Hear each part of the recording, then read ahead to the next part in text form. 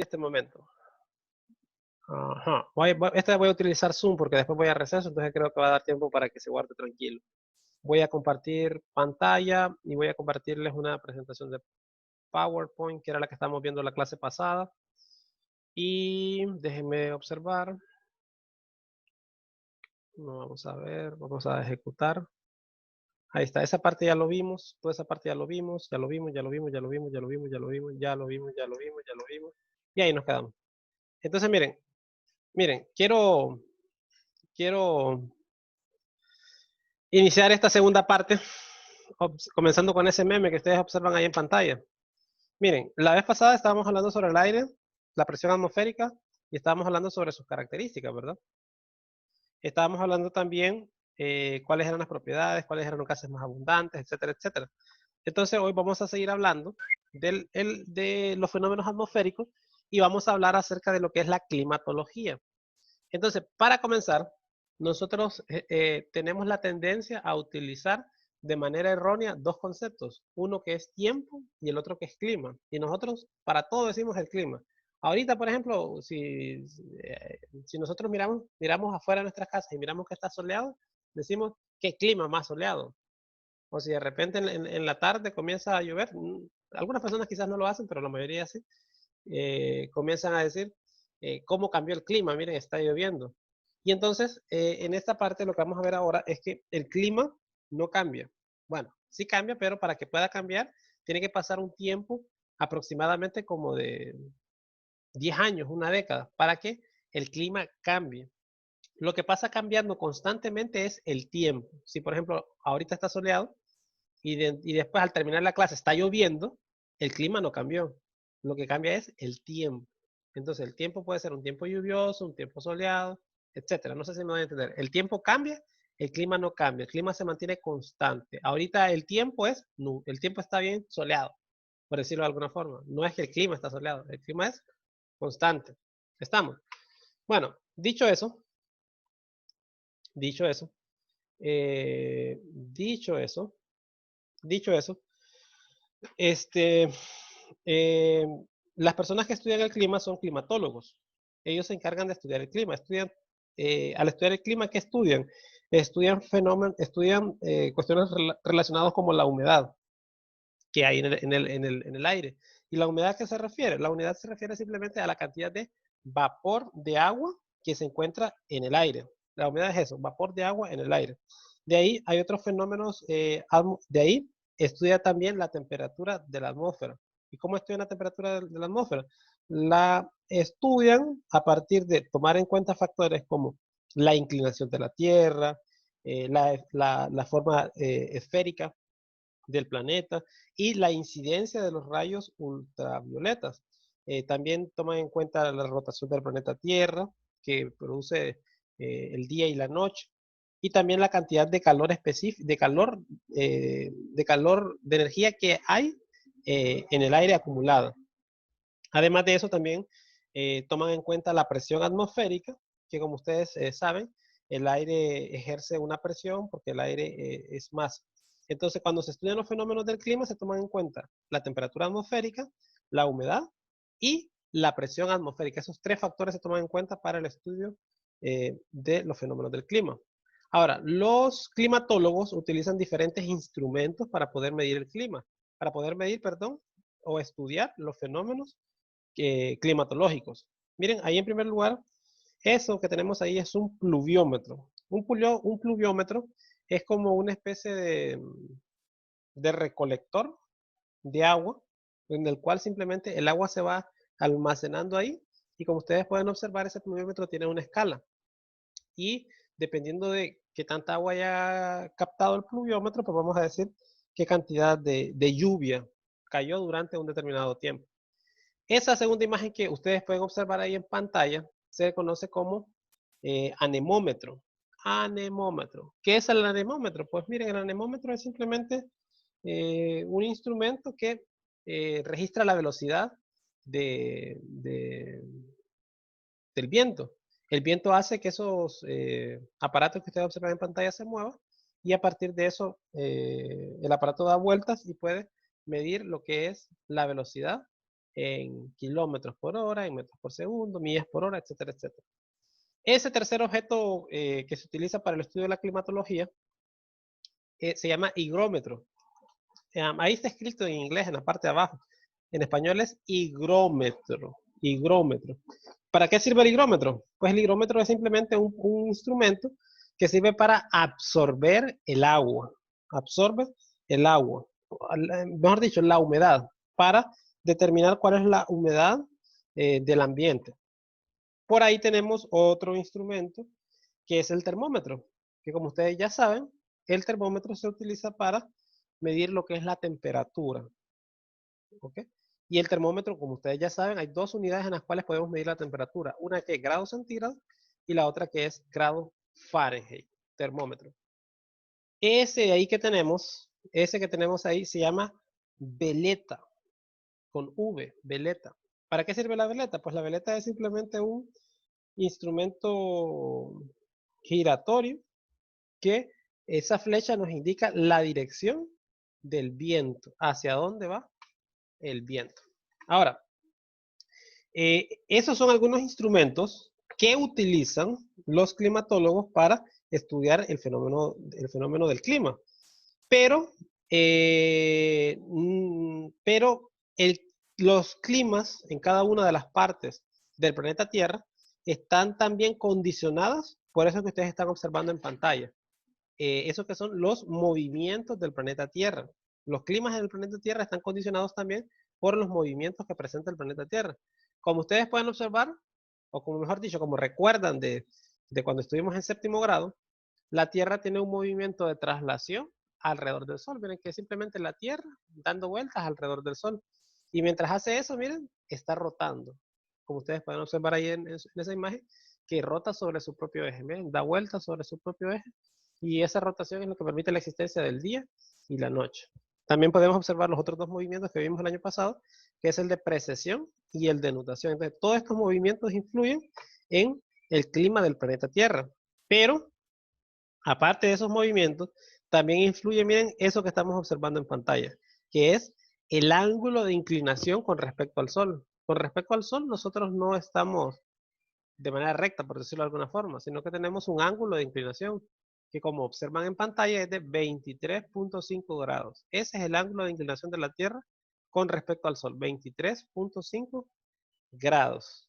Estamos, y esa inclinación hace de que la incidencia de los rayos ultravioletas sobre la superficie del planeta Tierra no sea uniforme, sino que va a cambiar dependiendo de el lugar en el cual nosotros nos encontremos. Y para nuestra mala suerte, o buena suerte dirán algunos, nosotros nacimos en el lugar, en uno de los lugares más calientes del planeta Tierra. Ahora, eso que les mostré antes, los movimientos de la Tierra, el ángulo de inclinación, eso permite que puedan existir que puedan existir las zonas climáticas, zonas climáticas, es decir, las 5 zonas climáticas que ustedes están observando ahí en pantalla. Como ustedes pueden observar, en la parte norte y en la parte sur se encuentran lo que son las zonas frías. Las zonas frías.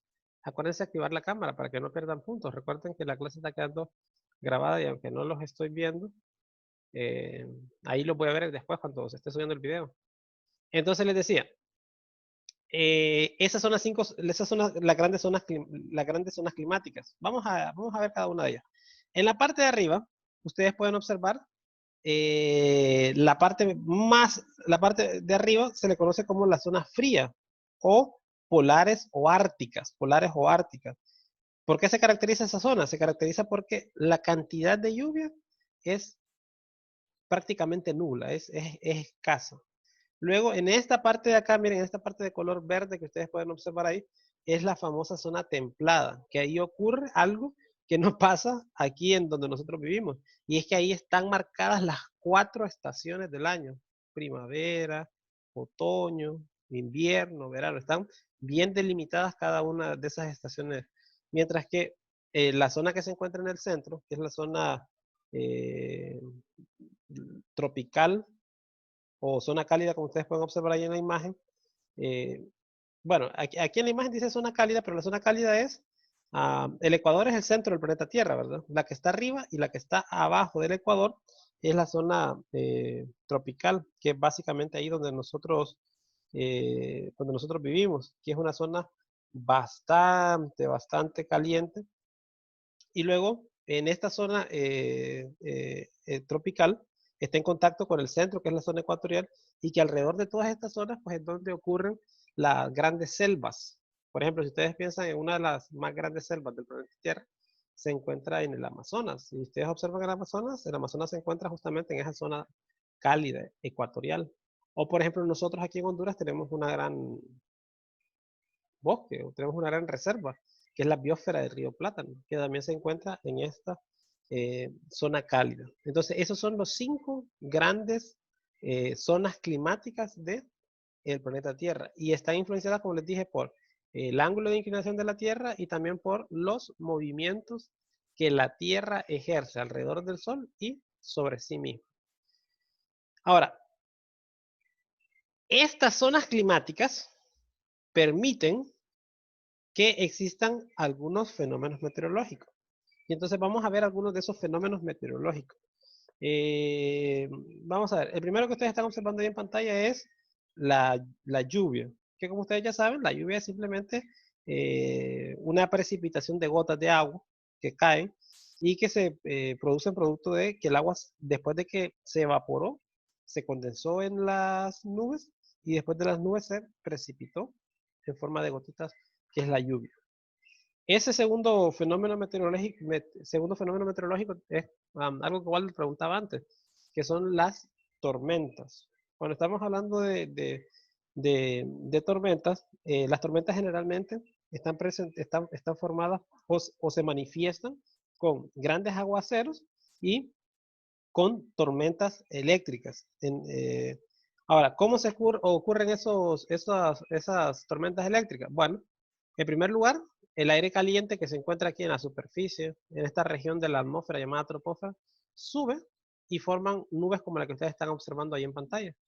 Entonces, ese aire caliente, en la medida que va subiendo en la parte de arriba de la nube, pues la parte de arriba se va enfriando y la parte de abajo queda caliente. No sé si me doy a entender, pero vamos a utilizar el puntero láser.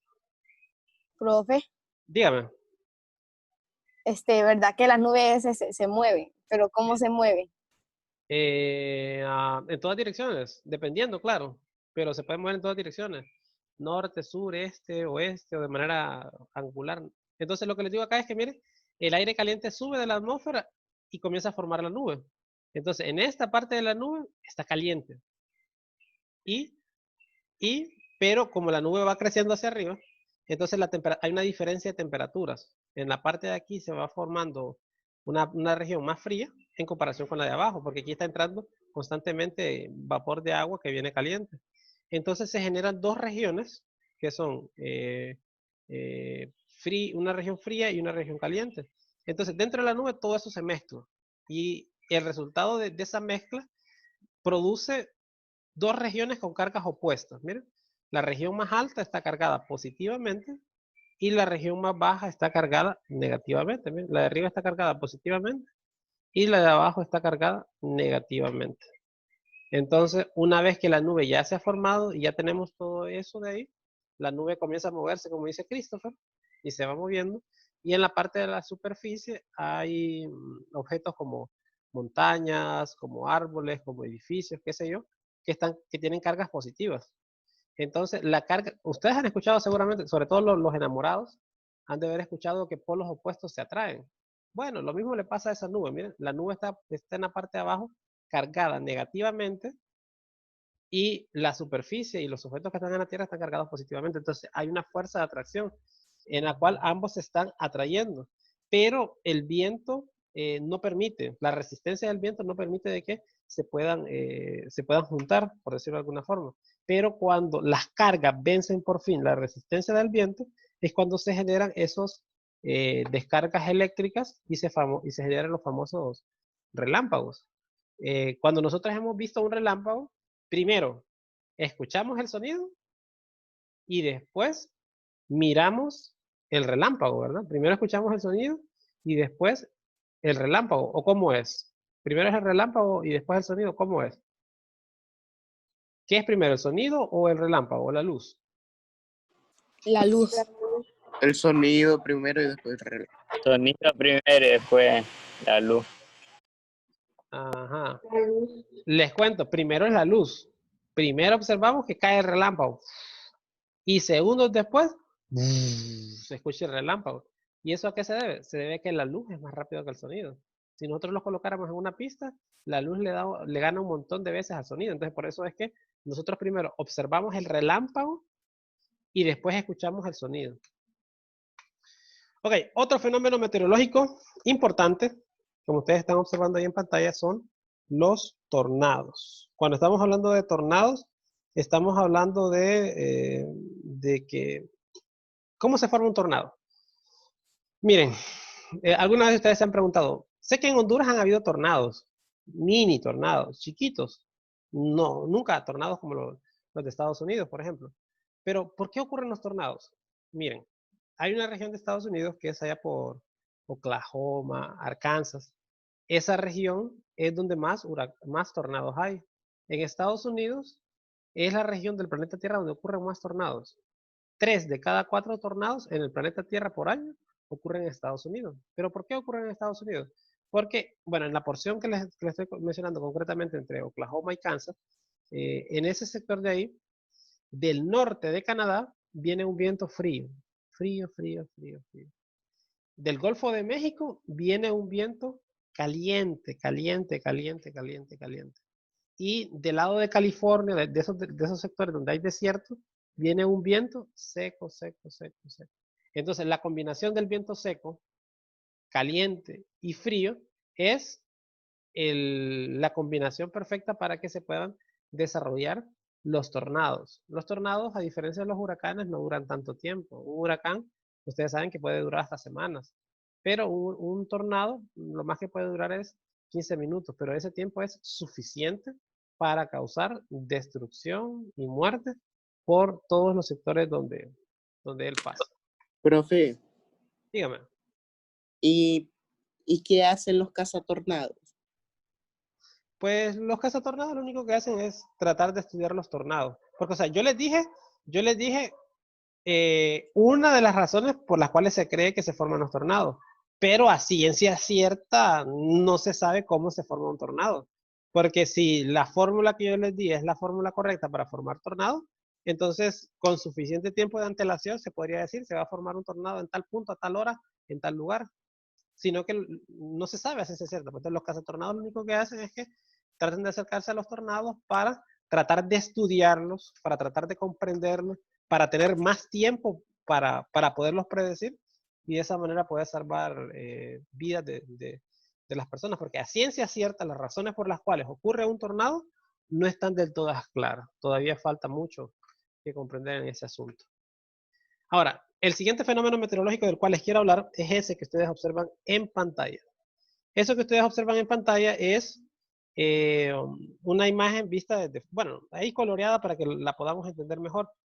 Pero ahí lo que ocurre es que se está formando un huracán. ¿Cómo así? Ustedes saben que en el norte de África,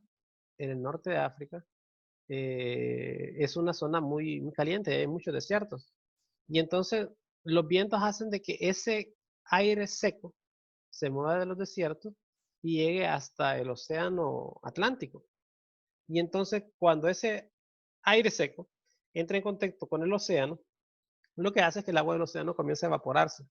Y entonces cuando comienza a evaporarse, esas líneas amarillas simulan la evaporación y entonces todo el agua comienza a evaporarse y comienza a formar nubes. Toneladas de agua suben desde el océano hasta la atmósfera, evaporados, y forman lo que nosotros conocemos como los huracanes. Ustedes pueden observar, los huracanes tienen esa forma como de una espiral, como de un círculo dando vueltas sobre su propio eje, y eso también es debido a la rotación del planeta Tierra. La rotación del planeta Tierra Profe, es de esa forma, díganme. ¿y los tsunamis cómo se forman? Los tsunamis no los iba a mencionar porque no está relacionado directamente con la atmósfera, porque los tsunamis tienen que ver más que todo con el movimiento de las placas tectónicas. Cuando la corteza terrestre se mueve, eh, cuando la corteza terrestre se mueve, entonces lo que hace es que, bueno, no tengo aquí, no tengo una pizarrita ahí para dibujarle, pero la corteza terrestre lo que hace es que cuando la corteza terrestre se mueve, la corteza terrestre puede subir. Si la corteza terrestre sube, levanta un fragmento del agua. Bueno, fragmento digo yo, y son kilómetros de agua que levanta, y entonces esa agua comienza a moverse y agarrar fuerza, hasta llegar a las costas y de ahí poder ocasionar grandes daños como uno que ocurrió hace un par de años, no recuerdo hace cuánto, no recuerdo en qué año, que ocurrió en Indonesia y toda esa región, que mató a más de 200.000 personas, que incluso hicieron hasta una película bien fuerte de esos tsunamis. Entonces, esos son los huracanes. Y los huracanes también, al igual que los tornados, los huracanes se están estudiando bastante. Incluso, no recuerdo cómo se llama la agencia de Estados Unidos, NOAA, creo que se llama, no estoy seguro, que se encarga de estudiar los huracanes. Ellos también tienen aviones, que son aviones cazahuracanes, que entran en los huracanes para estudiar su movimiento, el comportamiento, incluso van al centro, incluso cuando han ido al centro de ese huracán, han observado que el centro de un huracán es un lugar, es un espacio tranquilo, es un espacio calmado en comparación con el resto del huracán. Ahora, en Honduras, ¿cuáles son los principales fenómenos meteorológicos? Pues miren, los principales fenómenos meteorológicos están asociados primero con las estaciones lluviosas. Y ustedes saben que aquí en Honduras hay momentos del año en los cuales se producen grandes estaciones lluviosas y eso es producto de que convergen, de que se encuentran unos vientos que se conocen como vientos alisios que vienen desde el norte y que vienen desde el sur. También están los famosos frentes fríos, que lo que hacen es que provocan lluvias, sobre todo en el Atlántico. También están los famosos tormentas eléctricas, que vienen acompañadas con aguaceros, y a eso se le conoce, a ese sistema se le conoce como sistema de brisas marinas. Bueno, creo que tengo tiempo, sí, voy bien con el tiempo, para avanzar con la siguiente parte, que es la parte que más les gusta a ustedes. La parte de las preguntas, ¿verdad? Entonces voy a comenzar a preguntar y voy a ir anotando por acá. Voy a preguntar de acuerdo al orden de lista de la primera persona hasta la última. Entonces vamos a preguntar. Y vamos a preguntarle a... Vamos a preguntarle a... Alison. Primera pregunta, Alison. Estamos en el libro y vamos a ver en qué página estamos. Déjenme buscar. Lo que les estaba comentando tiene que estar en la página número 169. Vámonos a la página número 169. Ya, ahí está la página 169. Y entonces le voy a preguntar en relación con la página 169. Vamos a comenzar con Alison. Alison, tormentas, ¿con qué párrafo lo relaciona? Léanos el párrafo, por favor, con el cual usted lo relaciona. Alison Andrea López Ortega. Se manifiestan con fuertes aguaceros y actividad eléctrica. Muy bien, Alison, ahí tiene su punto. Seguimos con Angie. ¿Huracanes con cuál lo relaciona?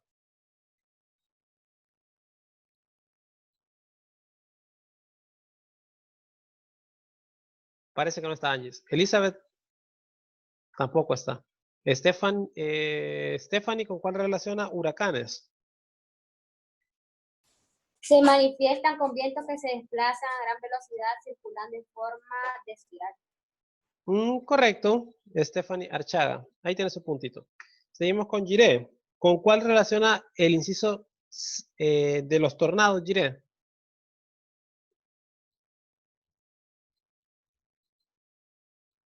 Parece que Jiré se salió también de la clase. Julia, ¿tornados con cuál lo relaciona usted? Por no, nubes. Ajá. Dígame, Por Jiré. nubes. ¿Sigo?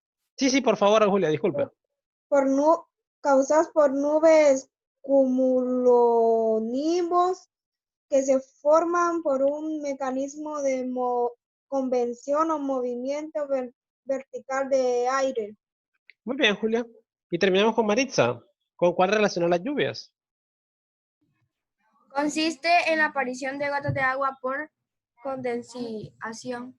Muy bien, Maritza, ahí tiene su punto. Entonces, acuérdense que después voy a volver a reiniciar el ciclo, por si no contestan bien o no participan. Seguimos con Talita. Talita, usted lo que va a hacer, vaya en el número 2, lea el primero y nos dice si es verdadero o es falso.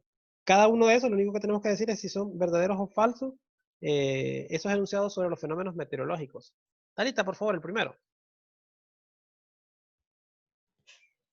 Se produce por las diferencias de presión, es falso. No, es verdadero. Colócale la flechita. Johari, la segunda, por favor. Falsa. Léala, por favor, léala. No interviene la temperatura. Correcto, Johari, es falsa. Seguimos con Brian. La tercera, Brian. Brian, ¿me escucha? La tercera. Por favor, Sí, Brian. profe. Pero, profe, se manifiesta con fuertes aguaceros y actividad eléctrica son las tormentas. Brian, usted no lleva la lectura, o sea que no está en clase. Profe, espérame un poquito. Salvo que Johari esté La equivocado. página 168 dijo, profe. Brian, no sigue la Profe. lectura, Brian. Seguimos con Christopher. La número 3, Christopher, por favor. El sistema de brisas marinas influye en el clima de Honduras. Falsa. Falsa, ¿verdad? Muy bien. No, es verdadera. Es verdadera, es verdadera. El sistema de brisas marinas influye en el clima de Honduras, es cierto. Las brisas marinas influyen en el clima de Honduras. Seguimos con Davy. La número 4, Davy, por favor. Davy. ¿Me escucha, Davy? Parece que no. Seguimos entonces con Kir Daniel, la número 4, Kir Daniel. Es falsa. Léala, por favor. En ellos interviene la mano del hombre. Es falsa. Es falsa, ¿verdad? Muy bien. Seguimos con Luis Diego. Vamos a darle vuelta a la página y vamos a ir a la página número 170. Lleven la lectura. Luis Diego, vamos con la primera y lea toda la oración, Luis Diego, por favor. Luis Diego. Parece que no está Luis Diego. Seguimos entonces con Saúl. ¿Perdón? Es la capa más baja de la atmósfera terrestre, se extiende hasta una altura de 7 a 12 kilómetros. En él se desarrolla la vida. Ajá, ¿qué capa dice que es, Luis?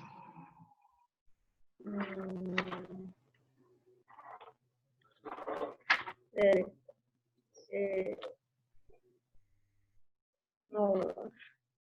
Vamos a ver, vamos a darle la palabra a Saúl. Si le soy sincero, no me acuerdo. Seguimos con Walter. Dice, esa sería entonces la capa exófera, no me equivoco. No, Walter, escucha, No, Walter. pero no. Vaya. Es la estratosfera. ¿Cuál dice Walter? La estratosfera es la capa más baja de la atmósfera terrestre. Se extiende hasta una altura de 7 a 12 kilómetros. No, Walter. Igual la tiene mal. La primera la digo, Walter. Bueno, vamos a reiniciar porque si no todos van a querer participar. Vamos a reiniciar. Entonces seguimos con Andrea. Andrea, Es la troposfera. Es la troposfera, ¿verdad? Muy bien, Andrea. Seguimos entonces con Angie. La número 2, Angie. La estratosfera es la capa que tiene altas concentraciones de ozono que cumplen la función de filtrar los rayos ultravioletas. Muy bien, Angie. Está bien. Elizabeth no está. Seguimos con Stephanie Archaga. La número 3, Archaga. La mesósfera es la capa más fría de la atmósfera. Tiene de 50 a 80 kilómetros de espesor. En esta capa se queman y desintegran los meteoritos. Muy bien, Archaga. Seguimos con Gire. La número 4, Gire. No sé, la capa más amplia de la atmósfera, en esta capa se produce la aurora boreal y la aurora solar. ¿Y cuál es la respuesta, Ire?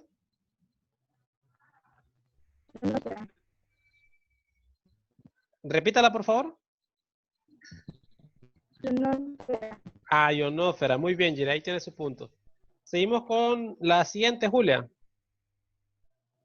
La exósfera es la capa más lejana de la corteza terrestre. Se encuentra en contacto con el espacio exterior donde se encuentra el vacío.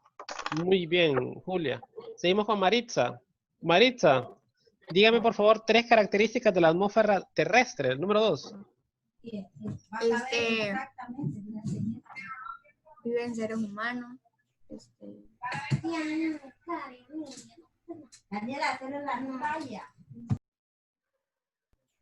No sé.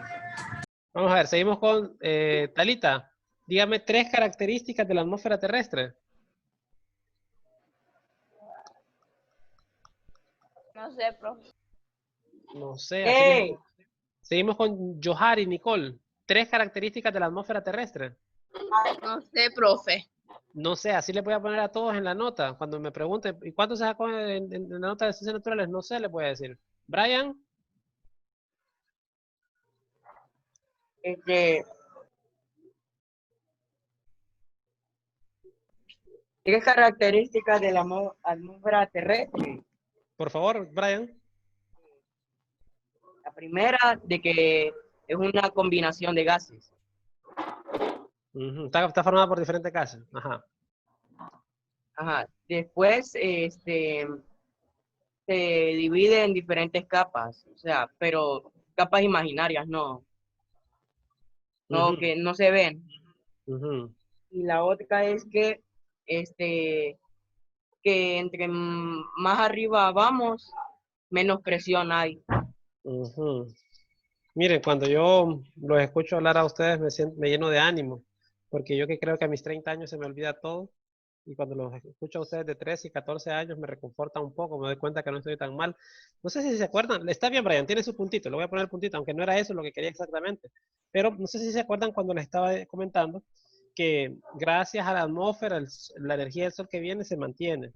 La atmósfera permite mantener los gases y que las plantas puedan realizar la fotosíntesis. La atmósfera permite que el aire actúe como medio para la propagación del sonido y de la luz. Además que contribuye a la formación de oleajes, etcétera, etcétera. Eso fue lo primero que vimos. Seguimos. Muy bien, Brian. Ahí tiene su punto. Christopher, vamos en el número 3. Indíquenos, por favor, la primera imagen, ¿a qué hace referencia? El primer cuadrito. Es el color azul. Sí, por favor. Correcto. Zona fría. Ok, ahí tiene su punto. Seguimos con David. ¿Me escucha David o fue que se salió David? ¿Será que tuvo algún problema? Sí, yo creo que tuvo que tener algún problema David porque no responde. Seguimos entonces con Kir Daniel. La que abajo de la que dijo Christopher, Kir, por favor. Zona templada. Zona templada, ¿verdad? Y muy bien, ahí tiene su puntito. Luis, la siguiente, Luis, ¿cuál es? Zona tropical. Ajá, correcto, la zona tropical. Muy bien, Luis. Entonces, en las que nos acaban de decir sus compañeros, zona fría, norte. Zona templada, norte. Y zona tropical. Y las de abajo son las mismas. La verde es zona templada, solo que sur. Y la que está en la parte de abajo, la de color azul, es lo mismo. Zona fría, solo que sur. Muy bien. Seguimos preguntando y vamos con Saúl. Saúl, dígame, marque las propiedades del aire. De las 4 opciones que están ahí, dígame cuál de esas 4 es una propiedad del aire. ¿Tiene fuerza de cohesión en sus moléculas? No, Saúl, esa es una propiedad del agua. Seguimos con Walter. Tiene masa y ocupa un volumen determinado. También Ok, solo una, Walter, solo una, para que no le eche a Allison. Muy bien, Walter, ahí tiene su punto. Me dijo que tiene masa y ocupa un volumen determinado. Entonces ahora vamos con Allison. Ejerce presión en todas las direcciones. Ajá, correcto, Allison, ahí está su punto. Seguimos con Angie. Vamos a la siguiente página. Uy, ya me queda menos de un minuto.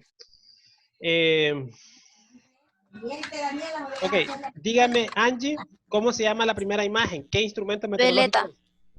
Es la veleta, ¿verdad? Ah, pero aquí dice la función. No, dice la función. ¿Para qué sirve? Para ver en qué dirección va el viento. Ok, muy bien, Angie, ahí tiene su punto. Seguimos con Stephanie Archaga. El segundo, ¿qué mide, Archaga?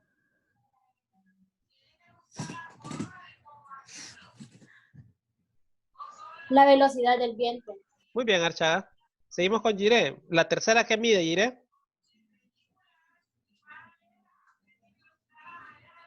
Jiré.